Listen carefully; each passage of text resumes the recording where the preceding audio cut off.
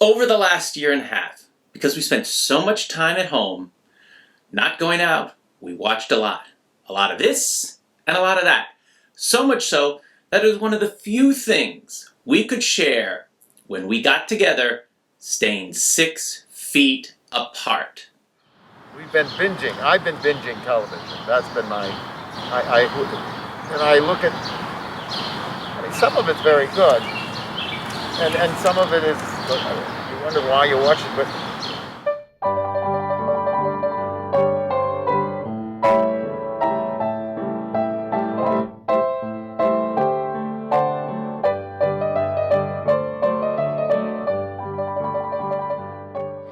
I like binging. Once I've been able to binge, and you can see like 5 in a row, and you can see the through line and follow the story, it's much better than having to come back week after week to get a new installment.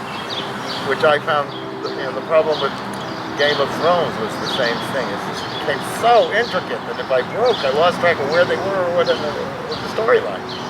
I found Game of Thrones too violent. I watched the first 5 minutes, and it was very visually compelling, and then someone's head got sliced off, and it ended up in the snow, and they kept a close-up of it for 5 seconds, or at least that's what it seemed to me, and I go, I don't want to see this.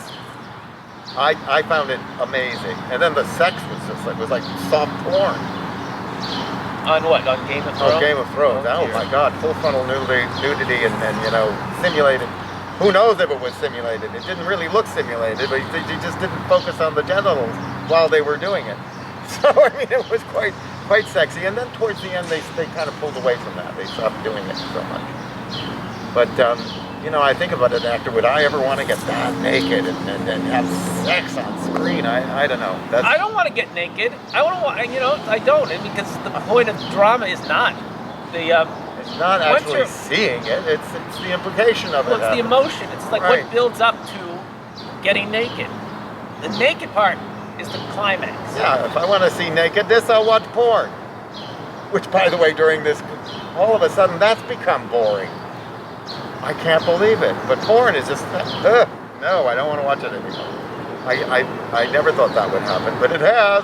I'm bored. Well, I think whenever you watch any of this stuff, you realize all I have now is a virtual world. I don't have a real world anymore at my disposal, and I have to be vicarious all the time. Everything I do is vicarious. And that wears out. You become inured to it. It's like a drug that stops working. It's very strange. I mean, voyeurism and vicarious is how you enhance the real thing. It's a spice. And you can't eat cinnamon and pepper for dinner. You need to put it on a piece of meat, a piece of chicken, and the problem is toast. But yeah, it just doesn't. The chicken's gone. The chicken's gone. There's no chicken of life anymore. No. All we have is spice. Yeah. There's no basis. There's no palatable, touchable, real feeling of humanity.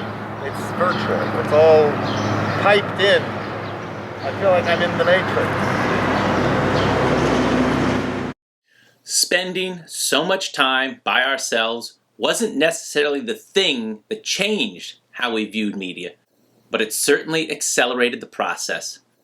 Here are some of my takes on the changes that happened and have been moving more quickly. 1. Because there are no commercial breaks when you stream, there's no waiting for next week till the next episode comes. We have lost the art of the cliffhanger. Yes, you get to watch more of the same without waiting, but you also lose the art of anticipation. Like the Heinz 57 commercial, anticipation, it's making me wait. We don't wait anymore, and as a result, we've lost the ability to appreciate anticipation, to enjoy anticipation, to realize sometimes it is all about the anticipation. I think we're now afraid of anticipation. If someone says, I'm waiting for something, most people will respond, why didn't you use Prime delivery? If you don't have the ability to enjoy and appreciate anticipation, you have to constantly feed your need for constant entertainment and immediate gratification. 2, we used to jump from one thing to another on TV before streaming, when we would watch an average of 10 shows a week. So you were exposed to 10 different sensibilities a week. And they mixed around in your soul and your mind and your heart so that your soul wasn't just laser focused on one thing. It gave you a better perspective on the world. Now you only have one perspective with nothing to balance it. 3. Watching TV is passive. But at least before streaming, you had to make an active choice about what you were going to be passive about. Now, with their algorithm, I would have more respect if they actually had people choosing for you instead of a machine. Because at least someone would have had an emotional thought. But this algorithm presents you with 3 or 4 choices, which gives you the illusion that you're choosing, but you're not really searching. Passive forms of entertainment have their downside, but when it's passively passive, that's just giving up. 4. We will probably never see another series like Friends, The Office, or Seinfeld made again because streamers and the companies don't value making these series. They value owning them, or at least owning the rights to them, but making them? Streaming companies think in only 10-episode blocks so as to be able to attract and keep their subscribers. A 5+ year time horizon is beyond their thinking. If you want to make series like those, we need producers who care enough to keep a franchise going to put a 20-episode season together for 5+ seasons. And that's not going to happen again. It's not good or bad, it just is. And finally, certainly not the final point to be made on the subject, but it's the last one I'm going to make. When we stream, and we stream on our own schedule, we no longer have as many shared experiences with society.